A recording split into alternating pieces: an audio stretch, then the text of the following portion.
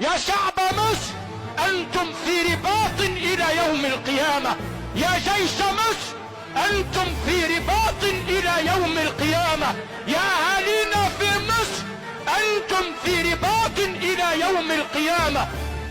هنا مصر، تحيا مصر، هنا مصر، تحيا مصر. سقط جيش العراق وسقطت العراق، سقطت سوريا وجيش سوريا، سقطت ليبيا وجيش ليبيا، ولن تسقط مصر ولن تركع مصر.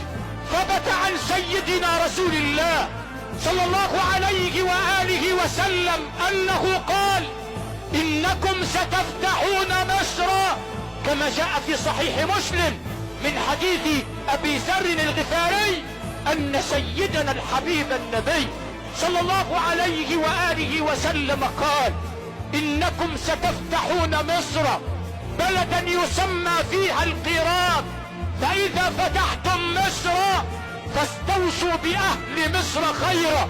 يا شعب مصر أنتم في رباط إلى يوم القيامة.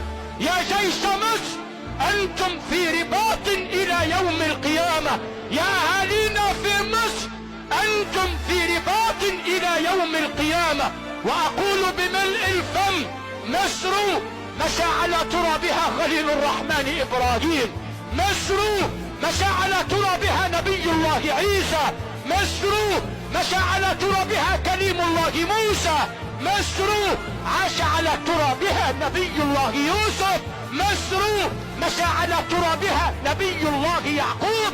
يا شعب مصر، يا شعب مصر، كفانا فخرا بأن الذي سمى بلدكم بهذا الاسم في القرآن هو الله. يا شعب مصر، إن الذي علم الدنيا كلها التوكل على الله. هاجر أم العرب، أم نبي الله إسماعيل، كما روى الإمام البخاري من حديث ابن عباس: هاجر مصرية أم العرب، أم نبي الله إسماعيل. يكابد أم نبي الله موسى التي علمت الدنيا كلها التوكل على الله. هنا مصر، تحيا مصر، هنا مصر، تحيا مصر.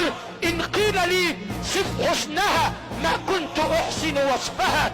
مصر التي جاءت وجاء الكون يحبو خلفها. اكتب يا تاريخ الزمان فلن توفي مصر حقها. يكفينا شرفا بأن الله قد سجل في القرآن اسمها: ادخلوا مصر إن شاء الله آمنين. فيا ملوك العرب ويا سلاطين الدنيا ويا رؤساء العالم، اقرأوا دواوين البيان فكلها كتبت لها.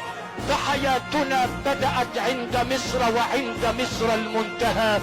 فحياتنا بدأت عند مصر وعند مصر المنتهى.